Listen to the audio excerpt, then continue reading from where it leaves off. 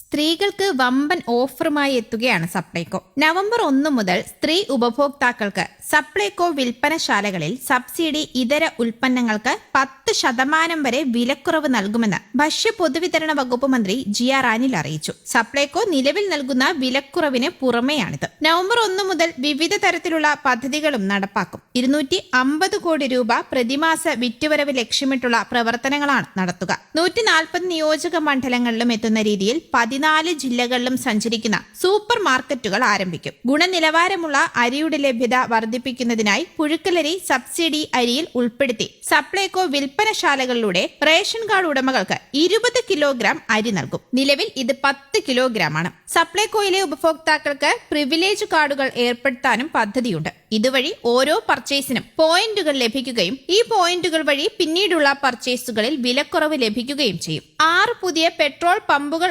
ആരംഭിക്കാനും പദ്ധതിയുണ്ട്. ഈ വർഷം ഡിസംബർ മാസത്തോടെ തലശ്ശേരി, എറണാകുളം, കോട്ടയം സൂപ്പർ മാർക്കറ്റുകൾ ആധുനിക ഷോപ്പിംഗ് അനുഭവം പ്രദാനം ചെയ്യുന്ന സിഗ്നേച്ചർ മാർട്ടുകളാക്കും. സപ്ലൈകോയുടെ ശബരി ഉൽപ്പന്നങ്ങൾ മറ്റു വിൽപ്പനശാലകളിൽ കൂടി വിപണനം നടത്തുമെന്നും മന്ത്രി അറിയിച്ചു. മില്ലുടമകളുമായി ധാരണയിൽ എത്തിയതിനു ശേഷം നെല്ല് സംഭരിച്ച് പ്രോസസ് ചെയ്ത് സപ്ലൈകോ വിൽപ്പനശാലകൾ വഴി വിപണനം ചെയ്യുന്നതും സർക്കാരിന്റെ പരിഗണനയിലുണ്ട്.